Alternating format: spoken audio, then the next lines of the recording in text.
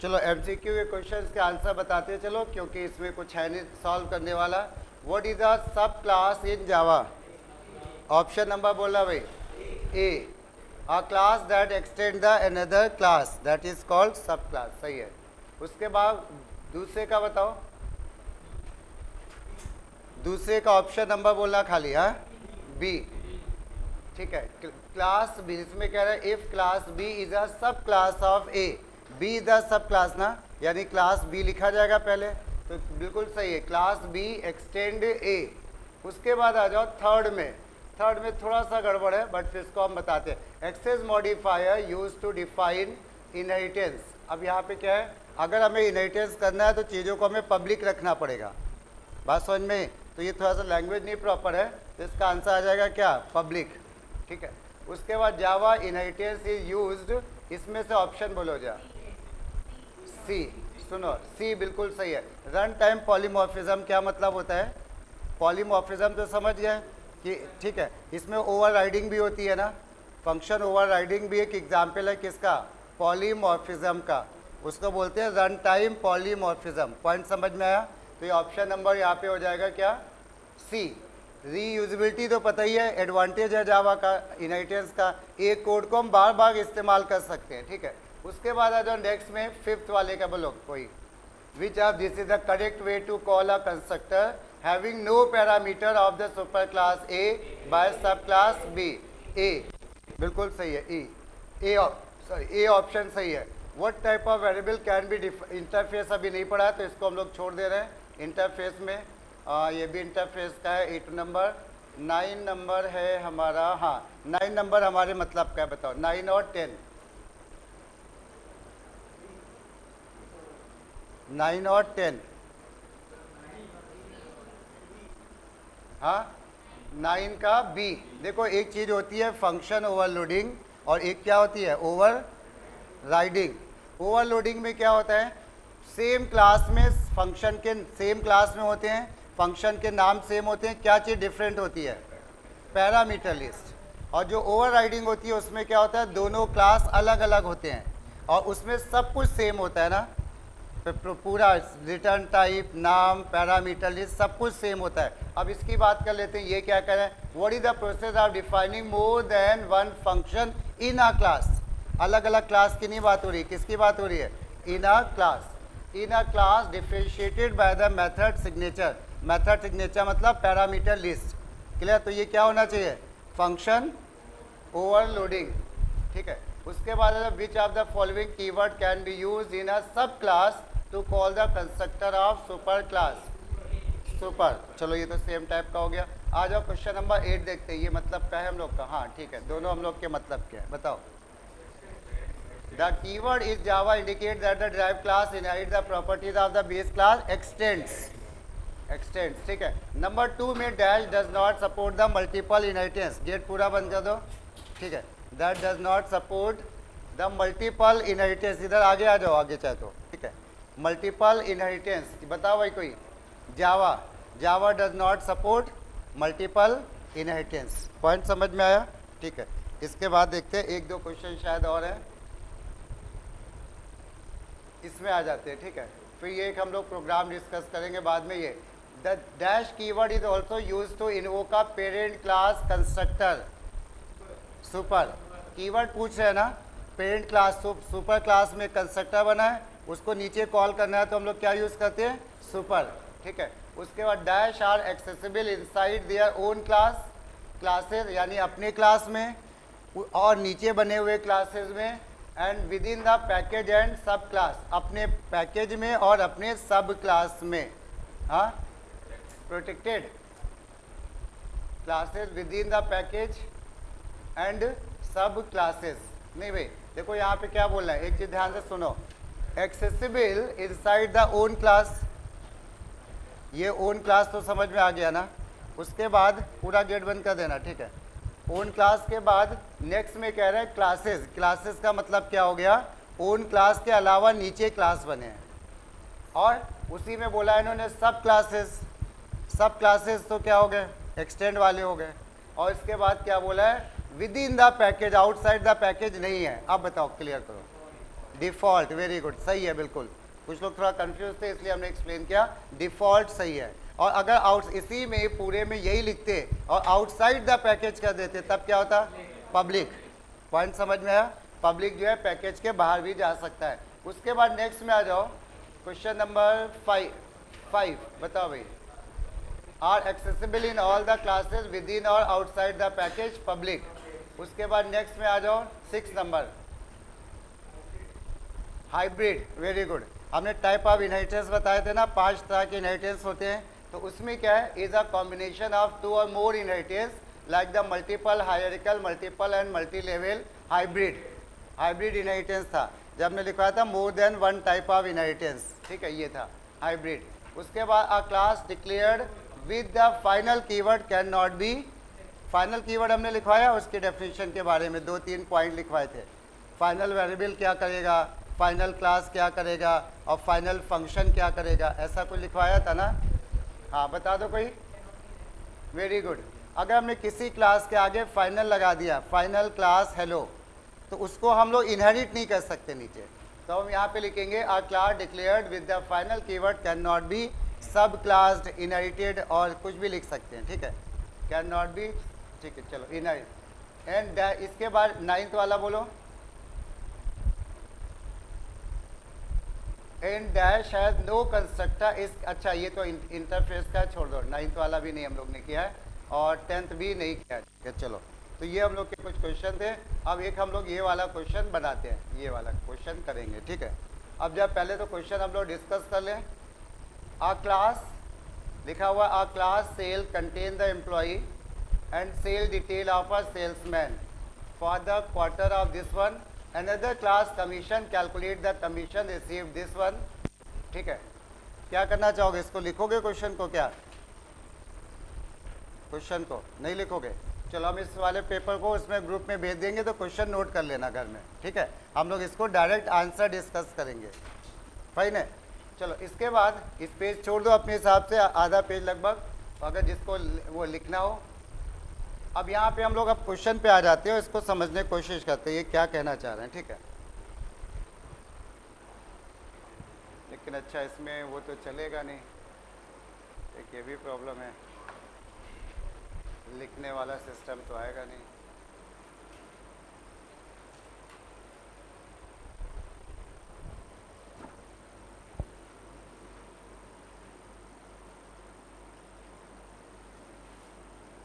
लिख लो भाई, ऐसे काम नहीं चल पाएगा, ठीक है, क्योंकि फिर भूल जाओगे क्वेश्चन में था क्या।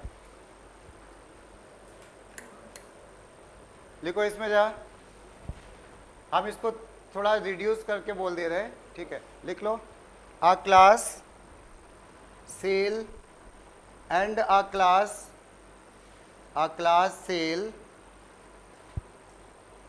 And a class commission is defined as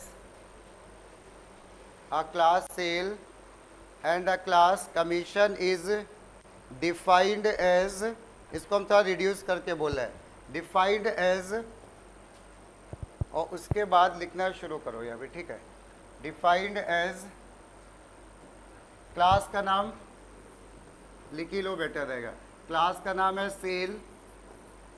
data members में हमारे पास वेरिएबल के नाम उनके बदल दे रहे हैं, string name, integer EMP ID, employee ID और डबल सेल, वो कितना सामान बेच रहा है सेल्समैन, ये सेल में स्टोर होगा। फिर उसके बाद आ जाओ मेथड्स। क्लास के अंदर हमारे कुछ मेथड्स भी होंगे। मेथड में पहला मेथड हम लोग को पता है हमेशा कंस्ट्रक्टर बनता है, पहला मेथड हमेशा कंस्ट्रक्टर है। तो यहाँ पे जो कंस्ट्रक्टर है वो पेपर में ऐसे देंगे डॉट डॉट डॉट, और डॉट डॉट डॉट का मतलब हो जाता है ये पैरामीटराइज कंस्ट्रक्टर है हमारा, ठीक है ना, पैरामीटराइज कंस्ट्रक्टर है। उसके बाद नेक्स्ट में आ जाओ वाइड डिस्प्ले, ये वाइड डिस्प्ले में लिखो जा, it print all the data members, it print all the data members, it print all the data members और उसके बाद ये वाला क्लास तो हमारा हो गया बंद, ठीक है। अब अगला क्लास लिखो जाए, क्लास कमीशन, क्लास कमीशन।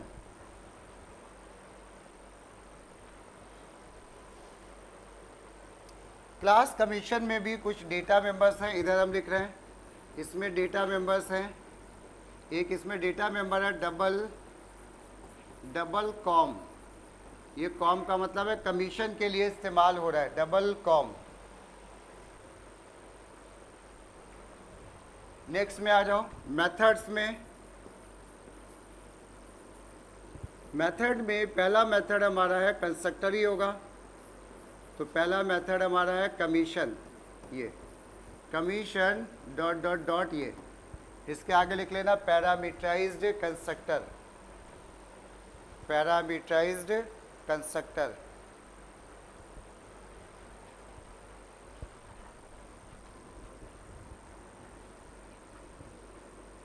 फिर उसके बाद जो लिखो अगला फंक्शन वॉइड,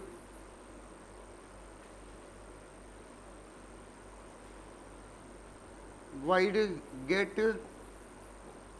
कॉम, ऐसे गेट कॉम। इसमें एक लाइन लिख लो, it calculate the commission as follows, it calculate the commission as follows, it calculate the commission as follows. और उसके बाद यहाँ पे लिखते चलो, साथ में एक टेबल दी गई है, उसमें ढेर सारे थे, हम इसको थोड़ा सा शॉर्ट में करेंगे, इफ एल्स का प्रोग्राम है, इसमें ज़्यादा कुछ नहीं है। तो लिख लो यहाँ पे सेल, सेल, और इधर लिख लो जरा कमीशन, सेल कमीशन।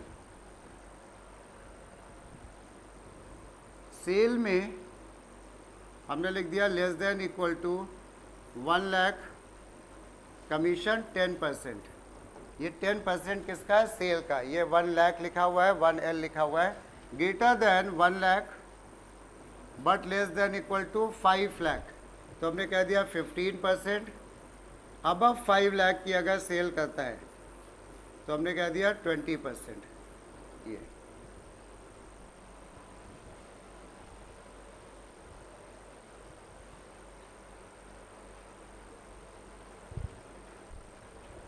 नॉर्मली तुम्हें इतने ही फंक्शन मिलेंगे, और इसके बाद एक फंक्शन इसमें और है, वॉइड डिस्प्ले। ये ओवर रिडेंट फंक्शन है, क्योंकि ऊपर भी डिस्प्ले नाम कैसे बना है, नीचे भी बना हुआ है ना। तो यहाँ पे लिख लो it print all the data members, it prints all the data members. Point समझ में आया सबको? चलो अब जा एक काम करो, ऊपर वाला क्लास तो बना डालो, बना तो ये भी लोगे, बट इसको फिर हम लोग डिस्कस करेंगे, ठीक है। चलो स्टार्ट करो।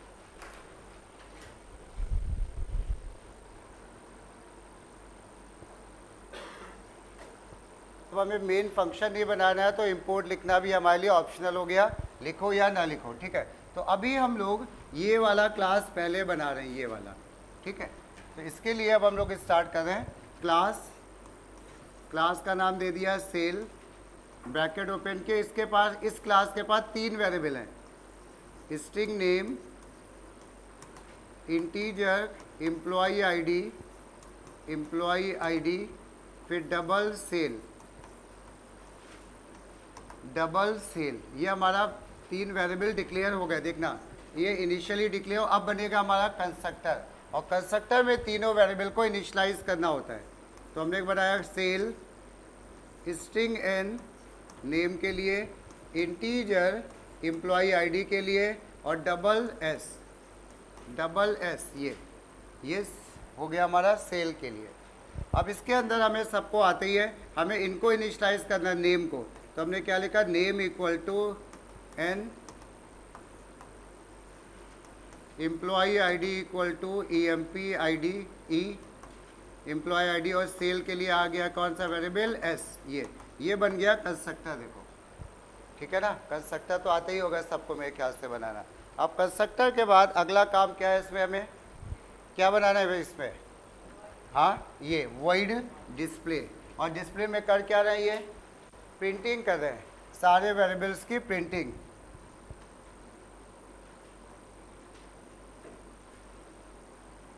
ठीक है, तो इसमें हम लोग प्रिंट करेंगे और हमें पता है कि तीन ही वेरिएबल है हमारे पास, वॉइड डिस्प्ले, वॉइड डिस्प्ले, और इसके अंदर हमें सारे वेरिएबल्स को करा देना है प्रिंट। हमने कहा name equal to plus name, ये नाम प्रिंट हो गया है ना। फिर हमें प्रिंट कराना है एम्प्लॉई आईडी। ऑर्डर तुम चेंज कर सकते हो, इसमें कोई प्रॉब्लम नहीं। Employee ID equal to plus, employee ID पढ़िए ईएमपी आईडी में, एम्प्लॉई आईडी ये हो गई। उसके बाद अगला क्या है, अगला वेरिएबल हमारा क्या था, सेल, ठीक है ना, डबल सेल। तो हमने यहाँ पे प्रिंट कर दिया sale equal to plus sale, और ये हमने पहला वाला क्लास कर दिया बंद। ये देखो, ये पहला क्लास हो गया बंद, ये सॉरी फंक्शन बंद हुआ। और अब इस क्लास के अंदर कुछ और बचा करने को, क्या देखो नहीं बचा रहा, तो अब हम क्या करेंगे, क्लास को भी बंद कर देंगे। ये पूरा क्लास भी हमारा बंद हो गया। कोई दिक्कत किसी को नहीं। अब क्या होता है एग्जाम में, हम ये भी बता दें, अब इधर 2-3 साल से कहते हैं कि ये क्लास नहीं बनाना है, नीचे वाली क्लास बनानी है। तो क्वेश्चन 5 मार्क्स का हो गया, जब पहले ये भी बनानी होती तो 10 मार्क्स का आता था, ठीक है। तो हमें पूरा आना चाहिए, वो 5 का पूछे या 10 का पूछे, ठीक। तो ये हमारा हो गया पहला फंक्शन। अब इसके बाद ये वाला क्लास के बाद अब हम लोग इस क्लास की बात कर रहे हैं, और ये वाला क्लास क्या कर रहा है, ऊपर वाले क्लास को इनहेरिट कर रहा है।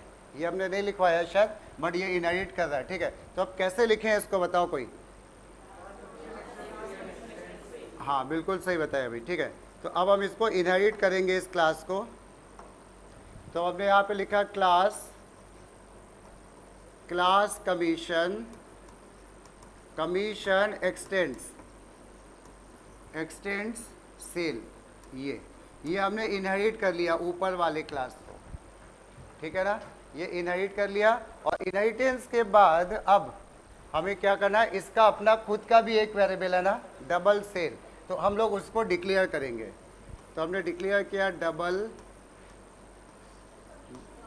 अच्छा कमीशन है, सेल तो ऊपर वाले में था, ठीक है।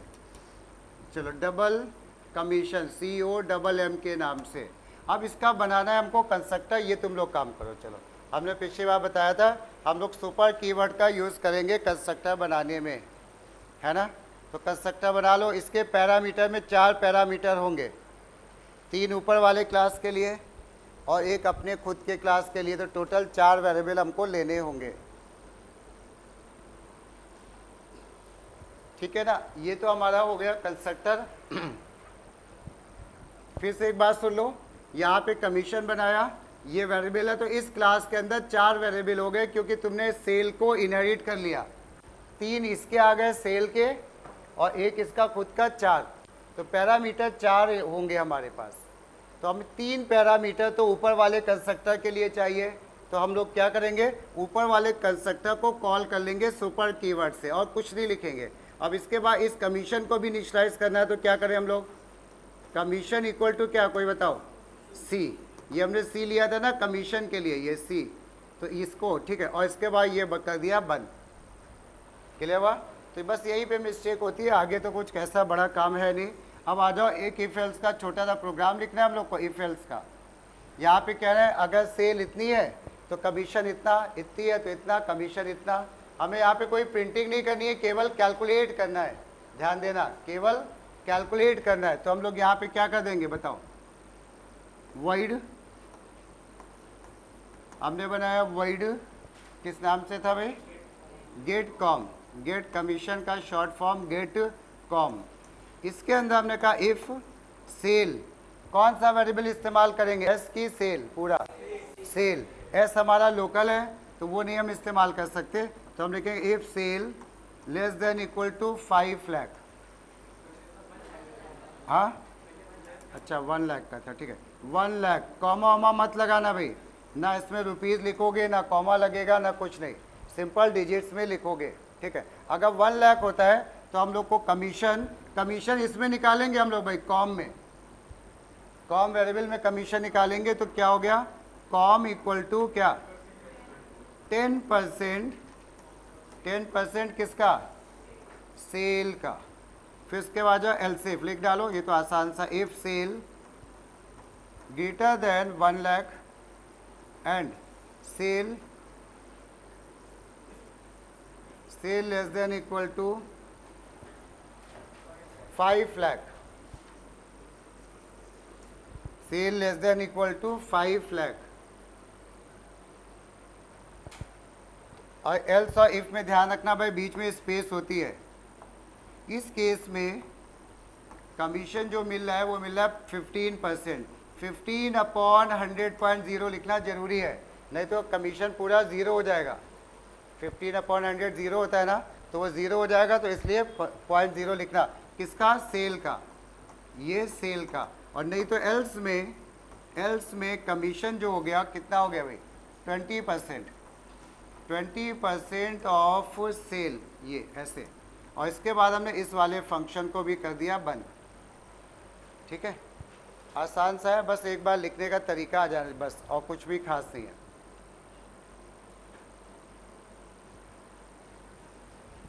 अब नेक्स्ट में लास्ट में आ जाओ, वॉइड डिस्प्ले। वॉइड, इसमें कोई बता दो क्या करेंगे? पहली लाइन, हाँ, ऊपर वाले कंस्ट्रक्टर को हम लोग कॉल करेंगे, ऊपर वाले कंस्ट्रक्टर को कॉल करेंगे, तो क्या लिखेंगे हम लोग? सुपर क्या? Dot display, super dot display, ये हमने एक तरह। और इसके बाद और क्या करेंगे? कमीशन को प्रिंट करेंगे, तो हमने कहा commission equal to plus com, ये। और इसके बाद ये डिस्प्ले बन गया और ये क्लास बन गया। तो ये प्रोग्राम होता है, बिल्कुल इजी सा प्रोग्राम है। ठीक है, पेपर था क्या तुम्हारा भी, तुम लिए थे क्या? कैसा आया था? देखे, टफ था, रिकर्सिव वाला तो नहीं कर पाए होगे ना?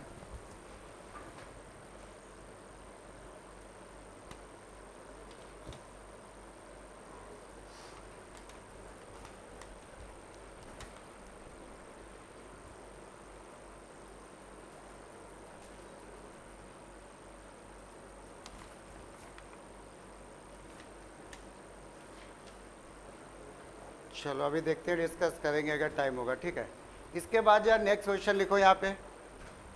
एक और प्रोग्राम हम लोग बनाएंगे, लिखो जा, write a program to calculate the sum of following series, write a program to calculate the sum of following series. और इसके बाद सीरीज ऐसे दे दी इन्होंने, x plus x square upon 2 का फैक्टोरियल, एक्स क्यूब अपॉन 3 का फैक्टोरियल, प्लस x की पावर n अपॉन n का फैक्टोरियल, ये ऐसे। To calculate the sum of following series. ये सीरीज याद आ रही होगी ना, 10th में पढ़ी थी, 11th में भी शायद थी। अब उसके बाद नीचे लिख लो, द डिस्क्रिप्शन इज, अब बता रहे हैं पूरा क्लास का नाम, फंक्शन का नाम और एवरीथिंग। ठीक है, द डिस्क्रिप्शन इज, और लिखते चलो साथ में, क्लास का नाम दे दिया सीरीज। डेटा मेंबर्स में 2 डेटा मेंबर्स हैं, इंटीजर x और n, integer x comma n, 2 variable हैं। फिर मेथड में 2 ही मेथड देते हैं नॉर्मली बेस क्लास में, कभी कभी 3 भी देते हैं, जैसे इस फंक्शन में 3 देंगे। ठीक है, तो अभी हम लोग क्या करेंगे?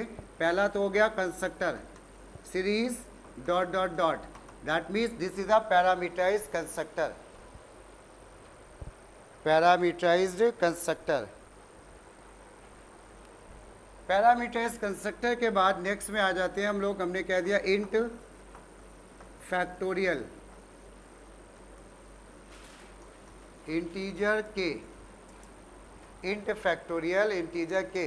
प्रिंट करेगा कि रिटर्न करेगा? ये रिटर्न, तो लिख लो returns the factorial of parameterized value, returns the factorial of parameterized value, returns the factorial of parameterized value. और इसके बाद आ जाओ वाइड शो। इसमें लिखो print all the data members, print all the data members. Data members का मतलब इसमें कितने वेरिएबल प्रिंट कराओगे बताओ कोई? दो। ये मत सोचना यहाँ पे फैक्टोरियल भी प्रिंट होने लगेगा, नहीं। डेटा मेंबर मीन्स होता है ग्लोबल वेरिएबल, तो दो ही ग्लोबल वेरिएबल है हमारे प्रोग्राम में, ठीक है। ये वाला क्लास हमने कर दिया खत्म। अब आ जाओ दूसरा क्लास लिखते हैं हम लोग, वाइड एक क्लास लिखना है ना।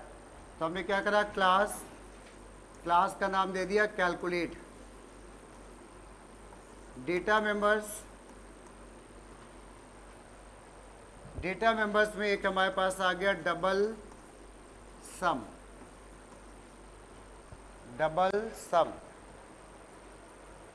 उसके बाद एक फंक्शन है हमारा इंटीजर पावर।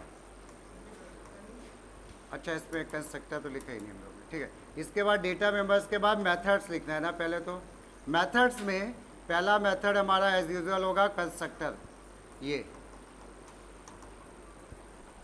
पैरामीटराइज्ड कंस्ट्रक्टर, ठीक है ना। पैरामीटराइज्ड कंस्ट्रक्टर हो गया। इसके बाद नेक्स्ट में आ जाओ डबल पावर, इंटीजर लेते हैं, डबल नहीं, हम लोग अपना खुद का फंक्शन बनाएंगे इंट पावर। और यहाँ पे कह दिया int A comma int B, ऐसे int A comma integer B. इसमें लिख लो रिटर्न्स ए की पावर बी, मीन्स ऐसे returns A raise to power B without using any mathematical function. Returns A की power B without using any mathematical function, without using any mathematical function, ठीक है। उसके बाद नेक्स्ट में आ जाओ wide Calc. Wide calc में लिखो it calculate the sum of above series, it calculate the sum of above series by invoking factorial and power function, यहाँ पे फैक्टोरियल और पावर फंक्शन को हम लोग क्या करेंगे, कॉल करेंगे, ठीक है। वो अभी हम लोग समझेंगे कैसे करेंगे। उसके बाद नेक्स्ट में आ जाओ लास्ट फंक्शन वाइड शो। इसमें वाइड शो में लिखो print all the data members, ये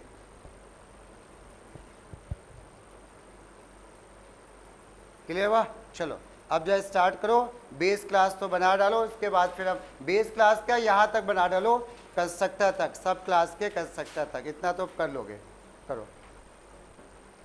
फिर आगे हम बताएंगे, या जिसको आता है वो कंटिन्यू कर सकता है।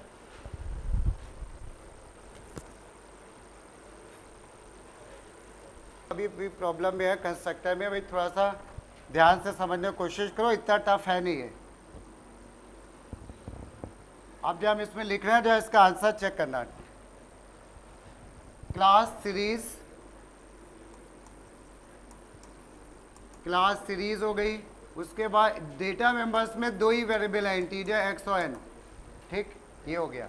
इसके बाद नेक्स्ट में आ जाओ, हमारे पास मेथड है, पहला मेथड है हमारा कंस्ट्रक्टर, और कंस्ट्रक्टर में एक्स और एन के लिए दो वेरिएबल लेने होंगे, कोई भी नाम ले लो, इंटीजर एक्स एक्स ले लो, इंटीजर हमने x1 और n1 ले लिया मान लो। अब क्या क्या, x को वैल्यू मिली x1 से, n को वैल्यू मिली n1 से, ये कंस्ट्रक्टर हमारा ओवर।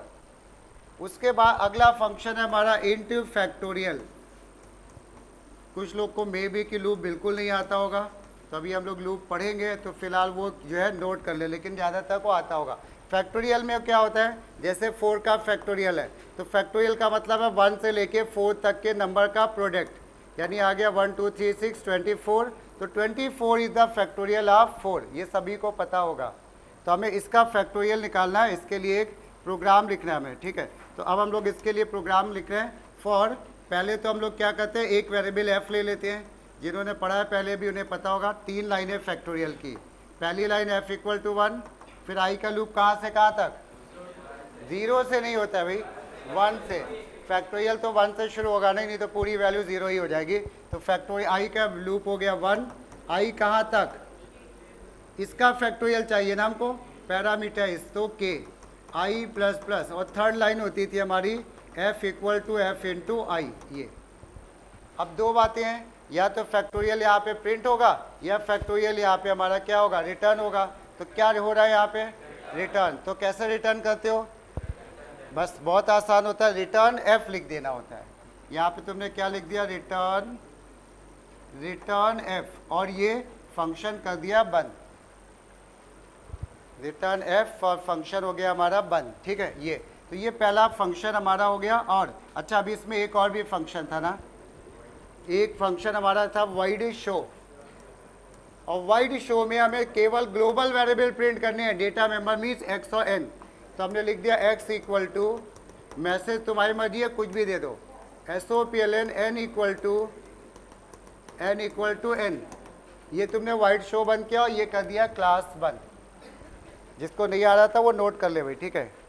ये क्लास हमने बंद कर दिया, और ध्यान रखना भाई क्लास के अंदर क्लास नहीं बनता है, क्लास बंद करने के बाद ही दूसरा क्लास शुरू होगा, ठीक है ना। दूसरा क्लास इसके बाद ही शुरू होगा। अब आ जाओ,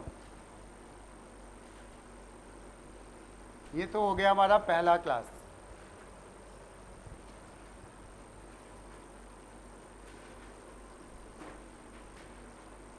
अब हम लोग बनाएंगे दूसरा क्लास ना। दूसरे क्लास में, दूसरे क्लास का नाम है क्लास कैलकुलेट। क्लास कैलकुलेट क्या, एक्सटेंड्स सीरीज। ये हम लोग ने ये इनहेरिटेंस कर दिया ऊपर वाले क्लास का, और इसके अपने खुद के भी वेरिएबल है। इसका अपना वेरिएबल है खुद का, क्या, डबल सम। ये हमने डबल सम बनाया। अब हम लोग बनाएंगे कंस्ट्रक्टर किसका, बेस क्लास का। बेस क्लास का कंस्ट्रक्टर बनाएंगे। तो हम लोग क्या लिखेंगे यहाँ पे बताओ, कंस्ट्रक्टर का नाम क्या हो गया, कैलकुलेट। और इसमें कितने पैरामीटर लेना चाहोगे बोलो, 3, 2 ऊपर के और एक इसका। तो ऊपर के लिए हमने ले लिया x1, नाम कुछ भी ले सकते हैं n1, और एक हो गया डबल s, ये ऐसे डबल s। अब बता दो अगली लाइन क्या आने वाली है, सुपर। हम ऊपर वाले क्लास के कंस्ट्रक्टर को कॉल करेंगे ना, तो हम यहाँ पे लिखेंगे सुपर, क्या लिख दें ब्रैकेट में, कौन से वेरिएबल, x1, n1, ये x1, n1। और उसके बाद इसका अपना खुद का भी तो वेरिएबल है ना, कौन सा वेरिएबल इसका, सम। तो हमें सम को भी इनिशियलाइज करना होगा। तो सम इक्वल टू क्या, s, sum equal to s, और ये हमने कर दिया कंस्ट्रक्टर बंद, ठीक है। ये कंस्ट्रक्टर भी बंद हो गया। अब इसके बाद नेक्स्ट में आ जाते हैं हम लोग। कंस्ट्रक्टर बंद करने के बाद नेक्स्ट फंक्शन में आ जाते हैं हम लोग। अगला फंक्शन है हमारा क्या था अगला फंक्शन, इंट पावर। इसमें थोड़ा सा हमने बोर्ड वोर्ड में तो नहीं आता ऐसा कि without using this and this, but हमने ऐसे कर दिया, एक नई चीज़ सीखेंगे। ये देखो, ए की पावर बी, हमसे कहा वैसे तो हमें इसकी पावर निकालना होता, हम क्या करते हैं, मैथ डॉट पाव ए कॉमा बी लगा देते, काम खत्म। बट अभी हम कह रहे हैं कि हमें भी मैथ डॉट पाव का यूज़ ही नहीं करना है। जैसे हमारे 2 की पावर है 3, तो इसका मतलब ये हुआ कि ये जो 2 है ये मान लो ए है और ये है बी, ये ए है और ये है बी। तो क्या होगा, ये 2 जो है 2 3 बार मल्टीप्लाई होगा, 3 बार, यानी 3 बार का मतलब जितनी ये पावर है उतनी बार मल्टीप्लाई होगा, यही तो होगा ना, ठीक है। और तो यानी इसका मतलब लूप जो है इसमें कितनी बार चलेगा, ए बार की बी बार, बी बार। एक बात तो ये क्लियर होगा, मल्टीप्लाई कौन होगा अंदर ही अंदर, ए, ठीक है। तो चलो जो हम लोग इसको, थोड़ा सा ट्रिकी है, इसको हम लोग लिखते हैं। अब हमने यहाँ पे क्या बोला, फॉर i इक्वल टू 1, ठीक है, फॉर आई इक्वल टू 1, इसमें एक मिस्टेक है भाई, इस वाले में वेरिएबल आई को भी डिक्लेयर कर देना, ऊपर कर लिया होगा शायद तुमने, हमने नहीं किया था ऊपर वाले क्लास में वेरिएबल आई को। ठीक है, तो ये आई हो गया, आई का लूप बोलो कहाँ तक ले जाओगे, less than equal to B plus. अब अगली लाइन कोई बताना चाहे, हाथ उठाना जिसको आ रहा हो, जिसको आ रहा हो समझ में कि क्या लिखेंगे। अब एक ही लाइन लिखनी है बस। हाँ हाँ चलो बताओ क्या करो।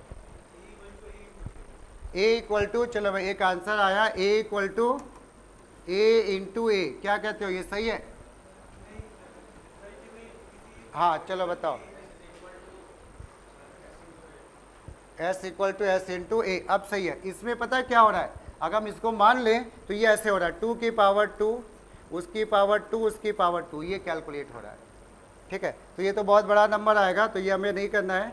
तो अभी जो है हमें करना है वो ये करना है, सुनना, एक कोई भी वेरिएबल ले लेंगे, जैसे इन्होंने एस बोला, अब सम तो है नहीं, प्रोडक्ट है या कुछ, हमने रिजल्ट ले लिया, result equal to result into A कर देंगे ये, और यहाँ पे इंटीजर आर एस की वैल्यू ले लेंगे 1 और आई ले लेंगे। अब जैसे समझना जिसको नहीं समझ में आया, अगर 2 की पावर 3 है तो यहाँ पे क्या हुआ, ये लूप कितनी बार चल रहा है, 3 बार। पहली बार क्या क्या मल्टीप्लाई हो रहा है, पहली बार जब आई 1 है, 1 इंटू क्या 2, तो आर एस की वैल्यू क्या हो गई, 2 हो गई ना, 2 की पावर 1 जैसा आंसर आ गया। फिर तुम वापस गए यहाँ पे, आई कितना हो गया अभी 2, तो अब यहाँ पे क्या क्या मल्टीप्लाई हुआ बोलो, आर एस 2 हो गया था ना पिछला, 2 इंटू क्या 2, तो ये 4 हो गया। फिर अगली बार क्या होगा, 4 इंटू 2, क्लियर हुआ? तो ये ऐसे बनेगा। और क्या करना रह गया इस फंक्शन के अंदर बता दो, रिटर्न, वेरी गुड।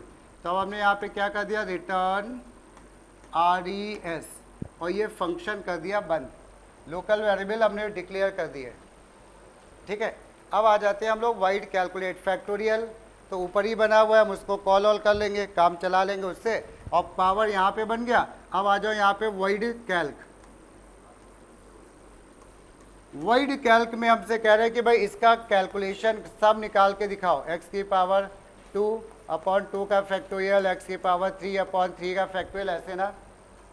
तो हम लोग को ये काम ये हम कहाँ से लेके आएंगे, इसके नीचे 1 का फैक्टोरियल भी है, ये हम कहाँ से लेके आएंगे बताओ, फैक्टोरियल फंक्शन से ना। और ये जो पार्ट है ये हम कहाँ से लेके आएंगे, पावर से। तो हम इन दोनों फंक्शन को कॉल करेंगे, एक न्यूमरेटर पार्ट है और एक डिनोमिनेटर पार्ट है। तो हमें पहले 1 का चाहिए, फिर 2 का, 3 का, 4 का, 5 का, ऐसे में n तक चाहिए ना। तो कैसे स्टार्ट करेंगे, कोई आइडिया दो। एक लूप लगेगा, वेरी गुड, इसमें एक for i equal to 1, I less than equal to n तक का लगेगा लूप। ये लूप के बाद अब हमारे पास 2 पार्ट है, एक न्यूमरेटर है, एक साथ भी लिख सकते हैं बट हम अलग अलग लिख रहे हैं। न्यूमरेटर कैसे आएगा, न्यूमरेटर में पावर निकालिए ना, x की पावर 1, x की पावर 2, x की पावर 3, x की पावर 4 ना। तो हम किस वाले कॉल करेंगे, पावर को। तो हमने न्यूमरेटर में, और यहाँ पे ऑब्जेक्ट नहीं बनाना है, डायरेक्ट कॉल करना है। मेन में ऑब्जेक्ट बना के कॉल करना होता है, लिखा रहता है। तो हम इसमें डायरेक्ट कॉल कर रहे हैं, तो क्या लिखेंगे बोलो, पावर, क्या पैरामीटर देखो, पावर को कितने चाहिए, 2, बेस चाहिए और पावर वाला नंबर चाहिए ना। बेस क्या है हमारा, x, बेस तो x है, पावर बार बार बदल रही है ना, पावर क्या हो रही है, 1 2 3, तो क्या लिख दोगे, i, पावर हो गया ये i, समझ में बात, ये पावर i हो गया। डिनोमिनेटर के लिए क्या करेंगे, डिनोमिनेटर में हमें क्या चाहिए, फैक्टोरियल, 1 का, फिर अगली बार 2 का, फिर 3 का। तो वो काम कैसे करें, फैक्टोरियल को कॉल करें। फैक्टोरियल किसका, i की n, हाँ i, n लिख देंगे तो क्या हो जाएगा, n लिखने में वो बार बार n का फैक्टोरियल निकालेगा। हमें तो 1 का चाहिए, फिर 2 का चाहिए, तो n ही सही है, बिल्कुल सही, वो सॉरी i ही सही है, i ये हो गया, ये फैक्टोरियल आ गया, पावर आ गई। अब हमें इसके बाद क्या करना है, सम करना है। और सम के लिए एक और वेरिएबल ऑलरेडी हमारे पास ग्लोबल है, तो सम इक्वल टू, चलो इसको जरा नोट करो और इसको कंप्लीट करो, ये पूरा फंक्शन बंद करने तक का लिख डालो, फिर हम लिखेंगे चेक करना।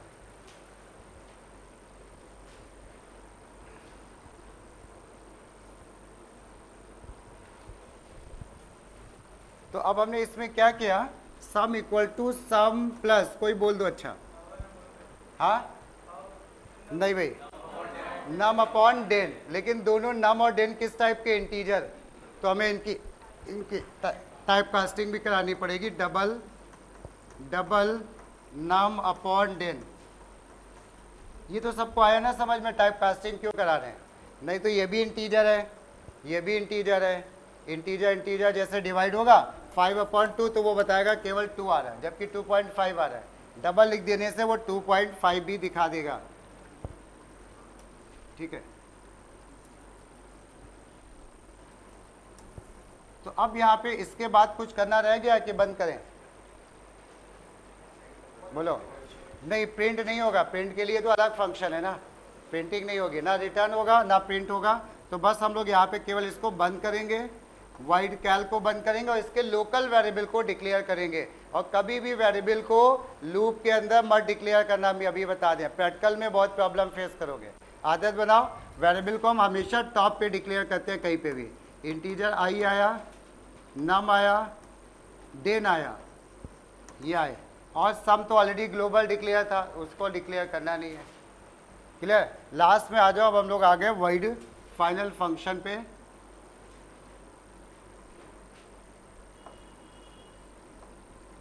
बना डालो जब वाइड, क्या नाम का था फंक्शन? शो। वाइड शो, और वाइड शो में हमें क्या करने वाले हैं बोलो कोई? Super dot show. पहले तो ऊपर के एक्स और एन प्रिंट हो गए, तो हमने कहा सुपर डॉट शो, और इसके बाद नीचे के लिए क्या करोगे? SOPLN sum equal to plus sum. ये वाइड शो बन किया, और ये बन किया क्या? क्लास। और ये पूरा प्रोग्राम हो गया। एक दो बातें हम और बता दें, क्योंकि जब स्कूल में पढ़ोगे तो कंफ्यूज मत होना। क्या होता है कि जब हमने इस वाले प्रोग्राम में ये वाला फंक्शन कॉल किया, ये फंक्शन कहाँ डिफाइन किया गया था बोलो? सुपर क्लास में।